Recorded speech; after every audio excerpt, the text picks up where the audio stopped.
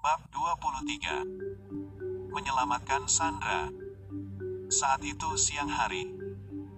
Di ruang cincin Sanjaya membuka mata.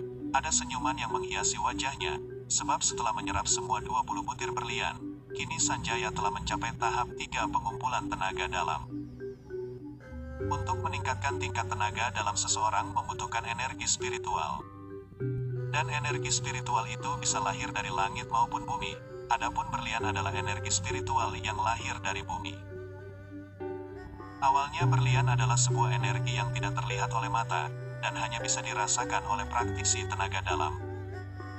Karena energi spiritual terlalu banyak, dan mengendap dalam kurun waktu ribuan tahun, sehingga energi spiritual bisa memadat dan berevolusi menjadi batu, yang di zaman sekarang disebut batu berlian. Dan tentu saja Sanjaya sangat bahagia, sebab di tingkat 3, Sanjaya bisa mengaktifkan ajian Bledek Ngampar 2 atau 3 kali. Sehingga hal itu menjadikan Sanjaya lebih percaya diri lagi saat pertarungan. Sanjaya kemudian keluar dari ruang cincin dan membawa serta mayat pria itu dan meletakkannya, lalu turun ke lantai 10. Pemandangan di lantai 10 tidak jauh beda saat pertama kali Sanjaya masuk. Melihat Sanjaya masuk, Doni yang masih santai berbaring di sofa segera bangkit. "Di mana anak buahku?" tanya Doni dengan rasa takut yang merayap di hatinya. Dia tidak bodoh, jika Sanjaya bisa kembali bukankah anak buahnya telah dikalahkan. Dia pergi berpetualang ke dunia yang baru, kata Sanjaya dengan kalimat yang memiliki banyak arti. Kali ini Doni benar-benar ketakutan, meski dia punya hodam sosok besar berwarna hijau, atau yang disebut buto hijau. Dia tahu bahwa hodamnya tidak mampu mengalahkan anak buahnya. Jika Sanjaya bisa mengalahkan anak buahnya, bukankah itu artinya dia pasti kalah dari Sanjaya? Doni segera memikirkan cara untuk melarikan diri, segera tangannya mencengkeram leher Selfie yang ada di sampingnya. "Jika kamu berani mendekat, saya akan mematahkan lehernya," ancam Doni sambil mendekap Selfie dari belakang. Selain untuk mengancam Sanjaya, Doni juga menjadikan Selfie sebagai perisai. "Kamu bisa melakukan apa yang kamu mau," jawab Sanjaya yang tidak mau diancam Doni dengan Selfie. Sebab untuk Selfie dan 2 wanita lainnya, Sanjaya tidak punya rasa tanggung jawab penuh. Jika dia bisa menolong maka akan dia tolong. Namun jika tidak bisa, maka biarkan takdir Sang Pencipta yang berbicara. Berbeda dengan istri dan anak Bang Tarno, Sanjaya punya rasa tanggung jawab yang harus dia pikul, dan berusaha menyelamatkan mereka apapun resikonya. Sanjaya melangkah dengan santai ke arah Doni berada. Doni sangat panik sebab sandera yang dia pakai untuk mengancam Sanjaya tidak berfungsi. Doni berdikir cepat lalu menoleh ke arah istri dan anak Bang Tarno, lalu dia segera berlari ke arah keduanya. Karena jaraknya agak jauh, melihat itu Sanjaya segera mengaktifkan ilmu saipi angin untuk menghentikan apa yang dilakukan Doni. Bang! Sanjaya menghadang Doni lalu memberi tendangan ke arah perut Doni. Dia terlempar ke dinding dan memuntahkan beberapa suap darah. "Kampret, baik saya akan melawanmu. Buto Ijo keluarlah," kata Doni saat memanggil hodamnya. Dalam pandangan batin Sanjaya, sosok tinggi besar berwarna hijau itu menyatu di tubuh Doni. Rambutnya gimbal, mata dan hidung besar, dan 2 taring panjang yang menonjol di sela-sela ujung bibirnya.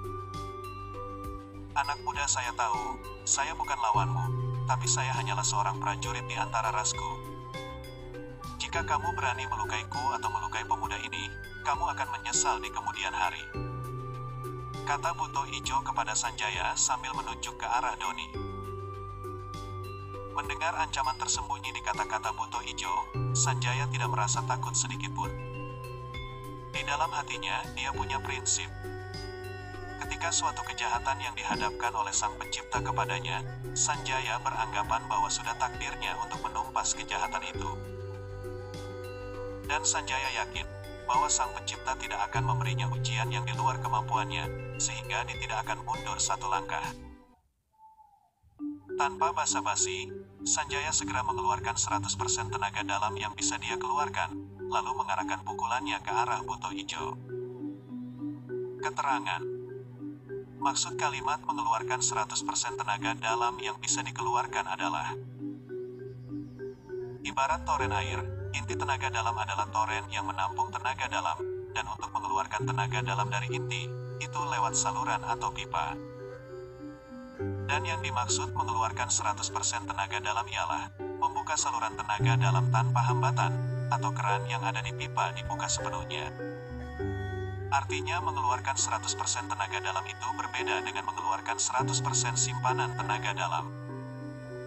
Jika menggunakan kalimat 100% simpanan tenaga dalam itu baru punya arti mengeluarkan semua air dari toren. Bang! Buto ijo hancur berkeping-keping dan menjadi ketiadaan, sedangkan Doni, setelah memuntahkan darah dia ambruk dan mati tanpa keraguan. Kenapa Sanjaya segera mengeluarkan 100% tenaga dalamnya? Tidak lain karena jika dia melakukan jual beli pukulan, dia khawatir akan membahayakan 5 orang lainnya yang berada di dalam ruangan. Dan jika dia mau memancing Doni dan Buto Ijo keluar itu tidak realistis, sebab mereka tidak punya niat bertarung sejak awal, tentu mereka tidak akan mengikuti Sanjaya keluar dari lantai 10. Dan bahkan mungkin akan segera berlari menyandra ibu dan anak Bang Tarno saat Sanjaya meninggalkan lantai 10.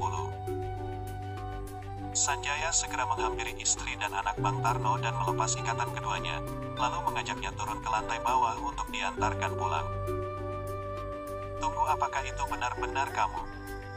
Tanya Selvi memastikan, kalau orang yang memakai pakaian seperti ninja di depannya adalah Sanjaya. Saya tidak tahu apa yang kamu maksud. Jawab Sanjaya dengan nada suara yang dia ubah, berharap Selvi tidak mengenalinya, sebab dia tidak mau mengakui identitasnya. Siapapun kamu, kami berterima kasih atas bantuanmu. Ucap Selvi dengan rasa berterima kasih, karena telah diselamatkan dari cengkeraman Doni.